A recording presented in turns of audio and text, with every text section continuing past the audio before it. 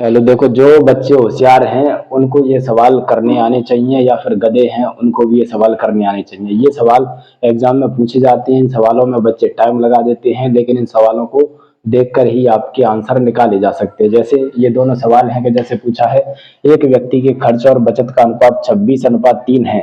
यदि उसकी मासिक आय 14,500 रुपए है तो उसकी मासिक बचत कितनी होगी। देखो, तुम्हें ये पता होना चाहिए, जैसे इनकम होती है ना, वो एक्सपेंडिचर और सेविंग्स का प्लस होती है। जैसे तुमने 100 रुपए कमाए, ठीक है, और 50 खर्च कर दिए, 50 बचा लिए, तो कितना, 50 50 100, यानी इनकम के बराबर हो गया क्या नहीं। तो यहाँ दिया गया देखो, खर्च और बचत का अनुपात, यानी खर्च कितना है उसका 26 और बचत कितनी है 3, यानी खर्च और बचत दी गई है 26 और 3। अगर इन दोनों को ऐड कर देंगे तो क्या हो जाएगा, इनकम हो जाएगी। यानी 26 और 3 29, 29 यूनिट किसके बराबर हो जाएगा, इनकम के बराबर। उसकी मासिक आय कितनी है, 14,500।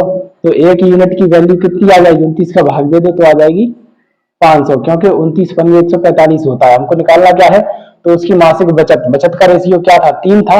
तो 5 का 3 यानी 500 का 3 से गुणा कर देंगे तो कितना आएगा, 1500। तो इस तरीके से सवाल को देखकर ही आंसर निकाला जा सकता है। इसी तरीके का दूसरा सवाल है, जैसे किसी व्यक्ति की मासिक आय, देखो आय तथा व्यय क्रमशः 11 और 10, देखो यहाँ पे दिया है आय और व्यय, यानी 11 उसकी आय है तो 10 उसका खर्च है।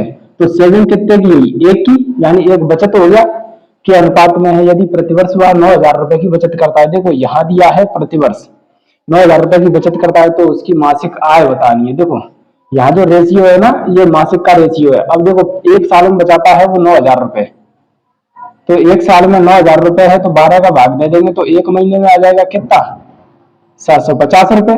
यानी एक महीने की बचत 750 रुपए है और इनकम का रेशियो 11 है, तो उसकी मासिक आय बतानी है। तो 750 का 11 से गुणा कर दो तो आ जाएगा 8,250 रुपए। तो इस तरीके से इन सवालों को आसानी से निकाल सकते हैं। जो होशियार बच्चे हैं वो समझ गए होंगे, थोड़ा सा कमजोर बच्चे हैं उनको दिक्कत आई होगी, लेकिन मुझे कमेंट में बता सकते हैं अगर समझने में दिक्कत आई हो तो।